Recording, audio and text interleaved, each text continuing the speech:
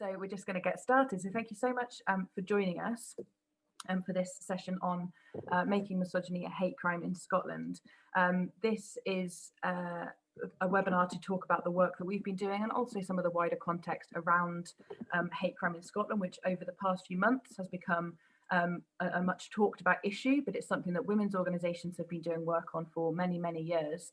And it's also something where there are sometimes conflicting conversations happening in the UK as a whole and in other jurisdictions as well. So we're looking here at what's happening in Scotland and what women's organisations are calling for and doing about trying to tackle the epidemic of misogyny that we see in Scotland.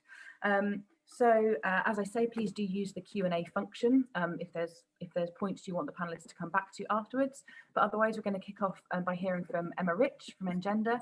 No, we're not. We're going to kick off by hearing from Sandy Brindley. Too many windows open, I can't see the agenda. Who is from Rape Crisis Scotland, and she's going to be talking to us about this issue of misogyny in Scotland and how it ties in with the work that Rape Crisis and other violence against women organisations are doing. Sandy, over to you. Hi everyone, and thanks for coming along to what I think is a really interesting and important topic that's obviously live for discussion in Scotland just now. So hate crime and the status of women within hate crime legislation has been a live discussion really in Scotland for quite some time. Was the most noticeably in the lead up to the legislation that we have from 2009. And I think it's a really clear omission that women aren't currently included in our hate crime legislation. But in the lead up to the 2009 legislation, Rape Crisis Scotland, along with many other women's organisations, opposed adding women to the list of aggravators in relation to hate crime. And the reason for that was that we thought it wouldn't actually make women's lives better, which I think really has to be one of our key considerations for any new legislation. So often what's under discussion when we talk about hate crime is this aggravation model where it's added on to an existing crime. And for us in Rape Crisis Scotland, it was very difficult to see how adding an aggravation to, for example, rape could assist in any way with the systemic issues in getting justice for rape. I do think sometimes it's really tempting to think that legislation is the answer to what are really quite intractable problems. But I think it's easy to rush to legislation, but if you're not addressing the underlying issues, then probably we're not going to achieve anything in terms of improving women's lives. So we didn't support an aggravation because we didn't think it would assist in terms of getting justice following violence against women, or those specific forms of violence against women like rape that actually were existing offences. So I think if we're considering new legislation, we need to think really carefully about, is there an actual gap in the criminal law in Scotland that needs to be addressed?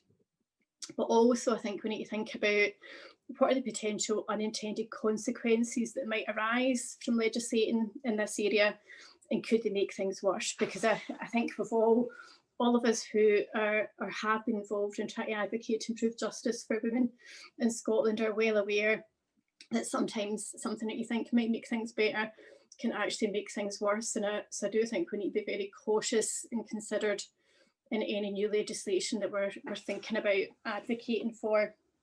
So that really takes me to the question of misogynistic harassment, and is there actually a gap in our criminal law in Scotland that we should be filling here or advocating to be filled? And my answer to that would be yes. I think there is a clear gap in Scotland, and I've only got 10 minutes, so I wanted to really use one case as an example of where I think some of the gaps are and difficulties in trying to, what we currently do in Scotland is we use like a bit of a hodgepodge of other offences that we've got a common law breach of the peace. In Scotland, we've got other offences around creating, causing fear and alarm. We've got voyeurism. These are often offences that are kind of pulled together to try and cover what I would say is really misogynistic harassment. But I think there's a lot of inherent difficulties in that. So the case that I wanted to speak about that I think highlights a lot of these difficulties is Addie A-Game, which I think some of you will be familiar with this. So Addie A-Game was a so-called pickup artist who was exposed by BBC The Social in January 2019. So a pickup artist, which I had to really learn what this was, is somebody who it enters into what's called a game of seeing how many women they can pick up, but also there's a bit of a business model as well about filming themselves and then selling advice to other young men about how to pick up women. So Addie A-Game had been targeting, following and approaching a woman as part of this pickup game in different cities across Scotland for a number of years. He was covertly filming these encounters and putting them onto YouTube. And some of his videos also includes apparent audio of women having sex. And it's obviously very unclear about whether or not there's been any consent to that. It certainly doesn't seem to be, but we obviously don't know that. So after the BBC Social aired their expose of Addie A-Game, there was a lot of public outcry, but also discussion about, is this behaviour illegal? If it is illegal, what is the offence that he is committing, and why is he been able to do this for years without any action or investigation? So our position in Crisis Scotland was quite clear. What we said is this is a matter for the police, and we think this is criminal behaviour. So the police investigated. He was charged with sexual assault and voyeurism. He was later convicted in September 2019 of 5 counts of threatening and abusive behaviour.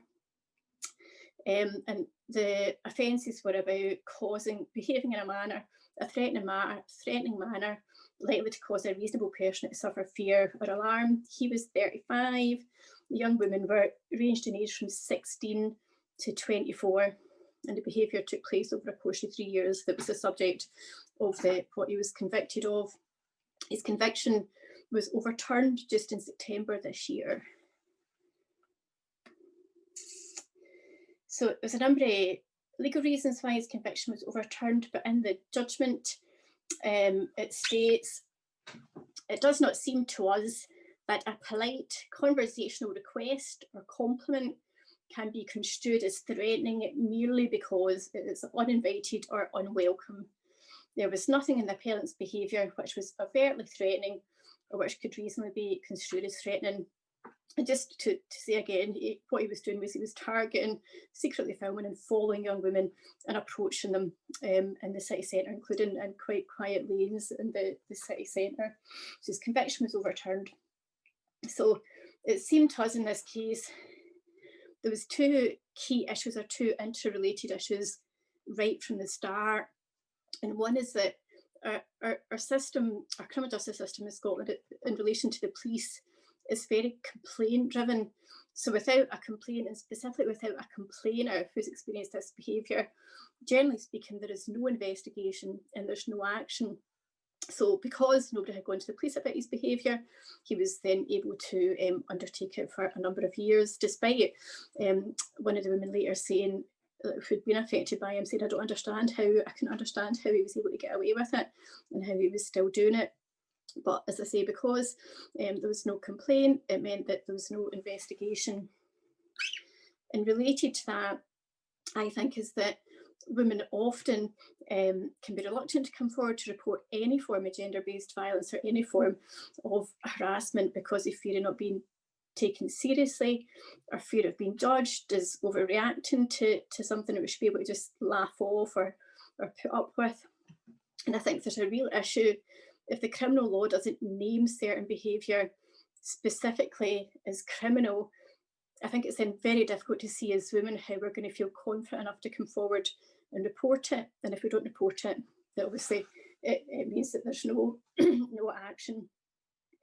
So leaving aside, in this case, the fact there was a criminal conviction that was later overturned, it's clear that he behaved in a manner for years that made women uncomfortable, intimidated and fearful. And it seems to me that if our criminal law is unclear about naming that behaviour, then I think it is quite hard to see how we're going to be able to effectively address this level of misogynistic harassment. And just the final thing to say, I think, is that it's clear that misogynistic harassment is prevalent in Scotland. It's clear that it has a significant impact in women's lives, both online, in the workplace, but also on the street, but also that it really can restrict and narrow women's lives about what we say online, or where we go, or how we behave.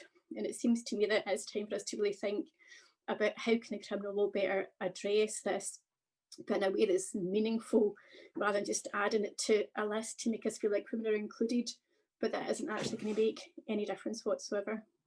So I'll hand over to Emma to talk more about how we might do that. Fantastic. Thank you so much, Sandy. So yeah, as Sandy says, we're going to now hear from Emma, who's going to talk a bit about where we are in Scotland currently when we're looking at hate crime, and the work Engender and other women's organisations have been doing about that. And then we will have time for the questions and a bit more discussion.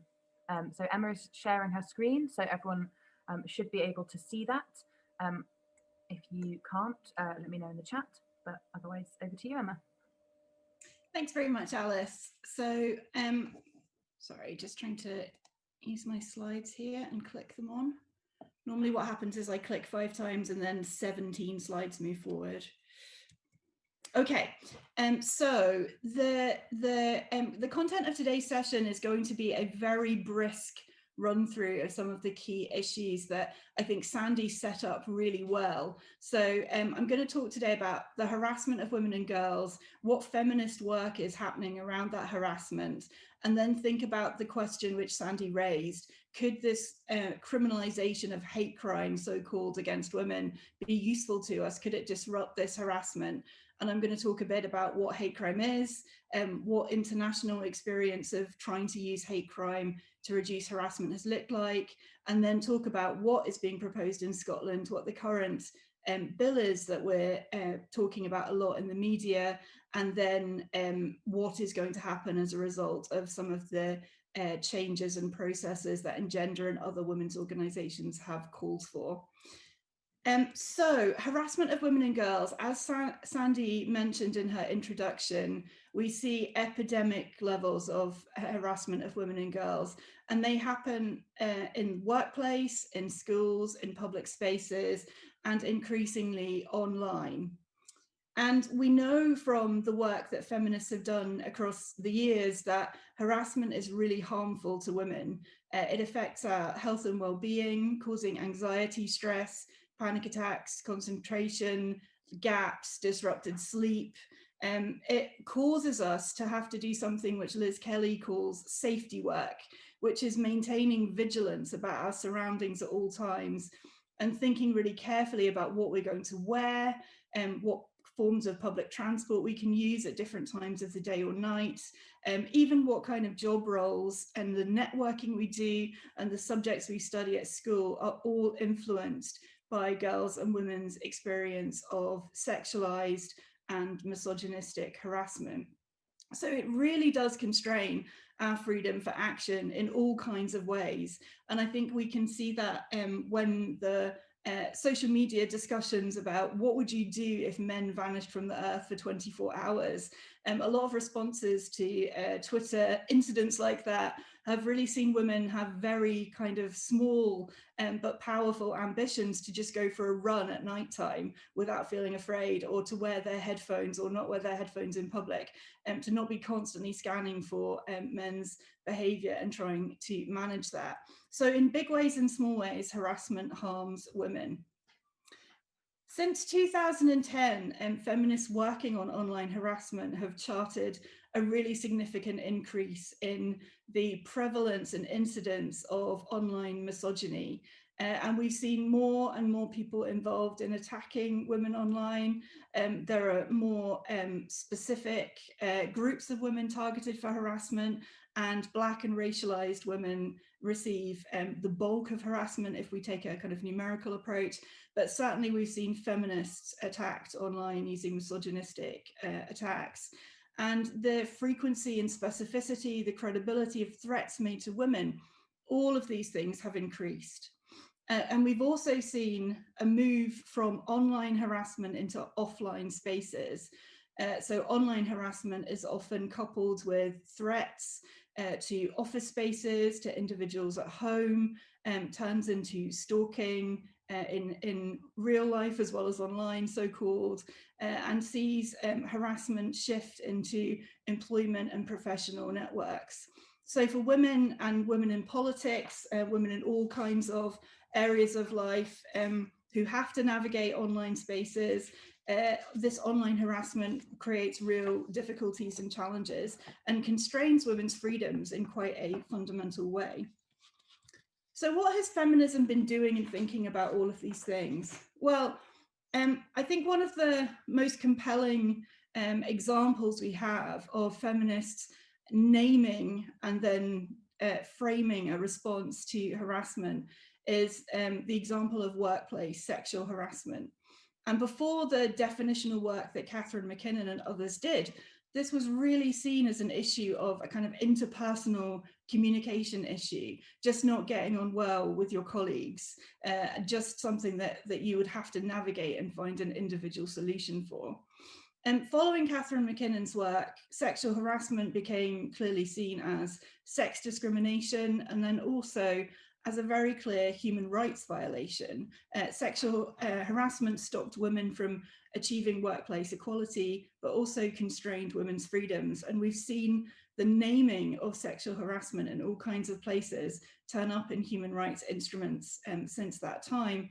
And although I think we can be quite critical about the way that the law responds to sex discrimination in the workplace, for example, it doesn't very well deal with women who experience racist discrimination and harassment, as well as sexualized harassment. It is nonetheless, I think, the foundation from which we see movements like Me Too and Time's Up emerging from, that very clear articulation that harassment in the workplace and elsewhere is just not acceptable to us and not acceptable within our lives. So I think the question that we've been grappling with as Engender, and along with Sisters at Rape Crisis and Scottish Women's Aid and Zero Tolerance, is the question of, could making this misogynistic harassment a hate crime disrupt it? Could this protect women and girls, as Sandy describes? Could this give us a space to claim justice that we currently don't have? Just very briefly, introducing hate crime, because I think although we all have, I think, a fairly instinctive sense of what hate crime is, I think some of the details are really quite important for what Sandy describes as avoiding unintended consequences. So generally speaking, hate crime involves either one of two things, and sometimes both things together. That a victim of a crime has been selected due to their membership or assumed membership of a protected group, or that the offender is motivated by or demonstrates prejudice against a protected group. So at first glance, that really does seem like something that could fit with the idea of misogynistic or sex-based harassment. As Sandy introduced, the way that criminalising hate crime often works is using an aggravation model. And I'll come on to talk a little bit more about this. But this essentially doesn't create a new offence, but it just kind of adds on to offences that already exist and says that they're more harmful because they've been motivated by this animosity, or they've been imposed on a victim who is from a particular protected group. Hate crimes can also criminalise specific acts of hatred or hate speech, and that's a less usual model, but it certainly does exist in the criminal law across the world. I think one of the significant challenges that Engender sees in hate crime comes though when we start to talk about definitions, like what exactly is it that we're describing when we talk about hate crime? And I think this is a really positive definition that chimes very much with the way feminists think about misogynistic harassment. It talks about hate crime being a mechanism of power and oppression, which is intended to reaffirm the precarious hierarchies that characterize a given social order. And this really, I think, relates very well to the idea of misogyny.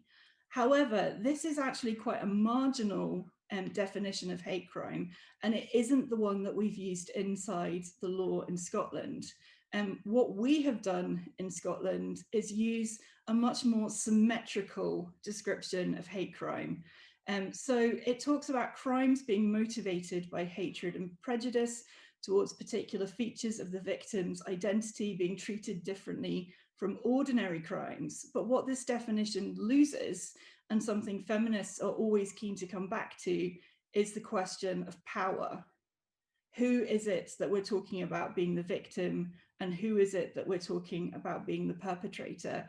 And in this definition that we use in Scotland, there is a bit of a silence about that question of power. So feminists have had, I'd say, a difficult relationship with hate crime over the years, and there are a number of feminist criticisms and critiques of hate crime, and the idea of it being used as a concept that might be disruptive of some of this misogynistic hate. So the first of all, and this is drawn from work done by Liz Kelly, Professor Liz Kelly, who did a piece of work looking in a European setting about how we might use hate crime to respond to violence against women. She said that rather than the minority groups that hate crime is often crafted to protect, women are often victims of gender-based violence in the context of relationships of intimacy, trust, and care. So how does the concept of hate and animosity make sense when you think about something like domestic abuse? She also argues that hate crime as a concept reduces structural inequalities to individual psychology. It doesn't make those power relationships explicit. And it also doesn't cover violence. And she specifically talked about Julian Assange when she was writing this. She said it excludes violence that's perpetrated from entitlement and impunity that are rooted in unequal power relations. So if you don't evince malice or ill will, or don't seem to be full of animosity, then you're not covered by hate crime in some circumstances.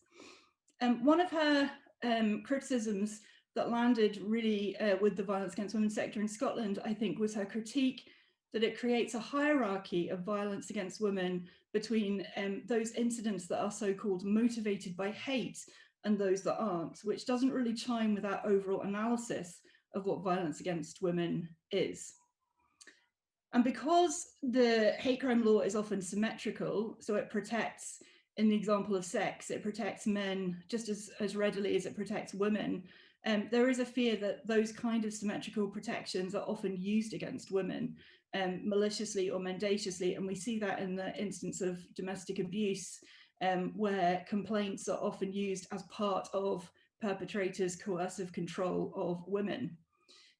Other critics have noted that because this hate crime doesn't create, an aggravation model of hate crime doesn't create a new crime, we're not really talking about hate crime so much as hate recording or hate sentencing. So this gathers a kind of imperfect data, but it doesn't really change women's experience, as Sandy described, of the criminal justice system. So what does the international experience of having hate crime statutes then mean for women in those particular jurisdictions? Well, some Council of Europe evidence said they did an evaluation of hate crime and gender, and particularly hate speech. And they said, despite the fact that there's legal, administrative, civil and criminal provisions in a number of countries, there aren't actually many court cases. There are provisions there, but they're just not being used across Europe. Jessica Hodge and Valerie Jennis, who are American academics, they describe legal actors as being very confused by the idea of gender and hate crime. And they say that, you know, legal actors see gender-based harassment as being limited to sexual harassment in the workplace. When it happens outside the workplace, it's not so readily recognized as a bias crime. And that although gender by which Valerie Jennis means sex, has found a home in legal discourse on hate crime legislation. It hasn't really made it into the main building. It remains in the guest house of that home. And I think we see that when we look at the data of a jurisdiction that has done something similar to what Scotland might have done. So New Jersey took an approach that is very similar to the kind of adding protected characteristics model that Scotland could have used. And when we look at the data that is gathered about what has been reported to the police in New Jersey, we run into the issue which Sandy described, that women do not have confidence in this system as a way of asserting their claim for justice, and it doesn't have good results for women. So in the 20 years in New Jersey, there have been 18 reports of sex-based hate crime. In the same period of time, there have been 6,810 reports of race-based hate crime, and you can see the figures for other protected characteristics. And when academics explored the reasons for this, they discovered that the whole system found it really hard to conceptualize and understand of what a sex-based hate crime might look like. And there were comments like, well, we can't, you know, not every single time that women are abused on the basis of their sex could possibly be reported, because the entire court system would grind to a halt. They found that reporting, investigation, and prosecution were all undermined by the knowledge and skills of the police and prosecutors and their inability to conceptualize what this might look like. So this doesn't fill us with confidence that taking a similar approach in Scotland would have any benefits to women. So what is being proposed in Scotland? We're now at, in 2020, at a kind of end point of quite a lot of conversation about hate crime, but most of it hasn't really adequately, in my view, considered women and girls and this question of misogyny. So much of the work that has happened since 2016 has really not engaged with violence against women organisations or experts on women's equality and rights.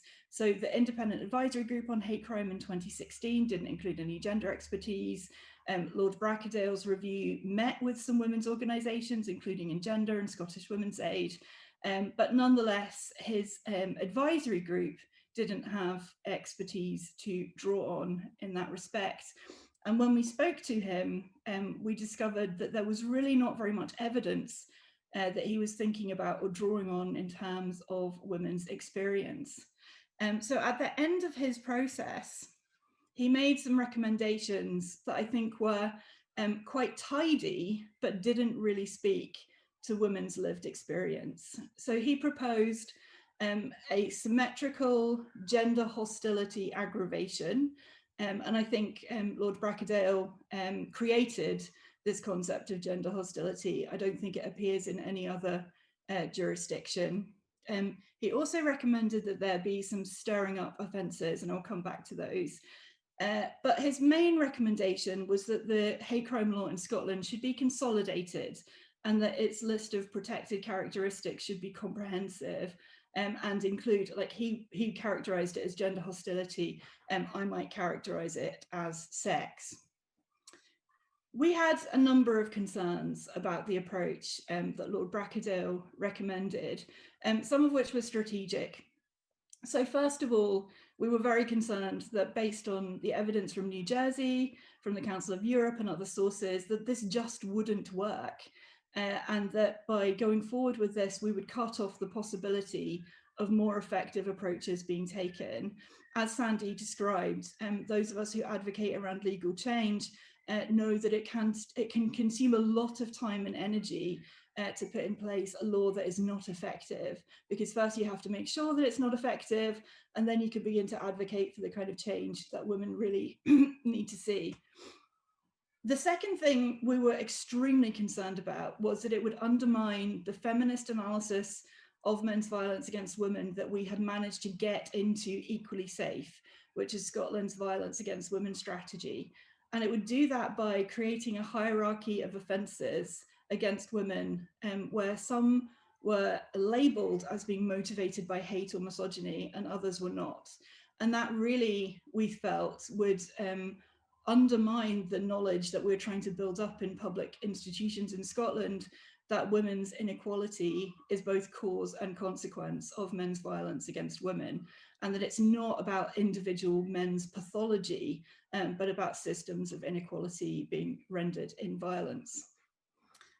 The third thing we were concerned about was that an aggravation wouldn't create new offences. So the patchwork of kind of common law offences, which Sandy described, would have to be relied on still, topped off by this idea of an aggravation, which meant that any gaps that exist in the law wouldn't be filled by this new construction.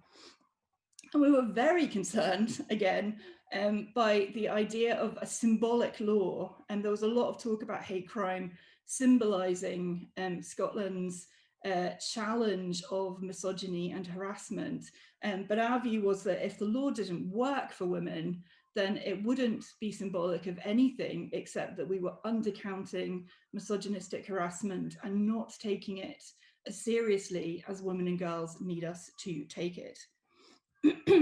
So what we wanted instead was a specific standalone law that would do, as Sandy said, fill in gaps in the law.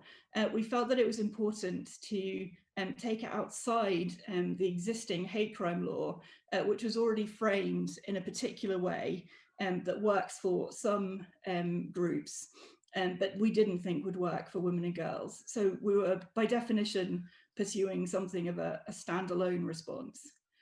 We were very wedded to the idea of explicitly naming what we were talking about, as Sandy mentioned.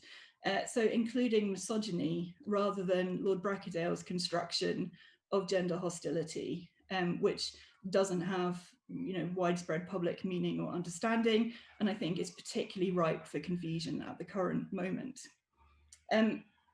Having seen the rollout of the new domestic abuse law, we were very mindful of the fact that this would need to be policed, and this would need to be dealt with by prosecutors who understood what the law was, and that all of this would need to be rooted in an understanding of gender experienced by women and girls as a hierarchy that is imposed on them from outside. Without that knowledge, prosecutors and police in New Jersey and elsewhere are failing to use the law as it stands to benefit women and girls. And finally, we knew that whatever we wanted would have to be evidence-based, that we needed to do the work to find out where all those gaps are in the criminal law that Sandy talked about in terms of Addy A game, and then to create laws that would fill those gaps. So what has happened in Scotland? Scottish Government has responded to the calls made by Engender and other national women's organisations who've been working around this for some time. I'm not going to talk in huge detail about this bill because our conversation is slightly off to one side of it.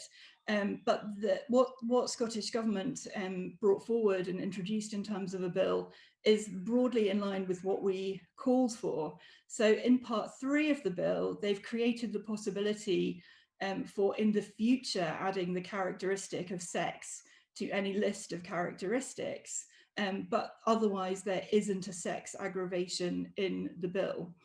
And separately, Scottish Government has committed to the creation of a misogyny working group to explore the idea of a standalone misogyny offence. And we're just waiting for the Cabinet Secretary for Justice to announce the membership of that group.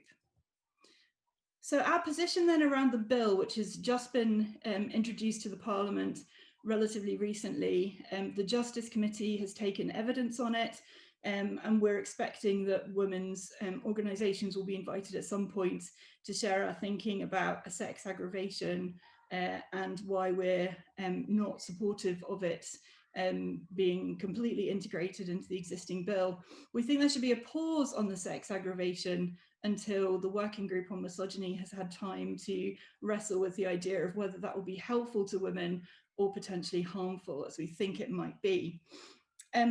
There'll be a working group on misogyny, as I said, and Engender has also been advocating in response to some of the public criticism and concern about Part 2 of the bill, for protection for speech which is made as part of political or social debates in the public interest. And that's because there were concerns that the stirring up offences in Part 2 of the bill might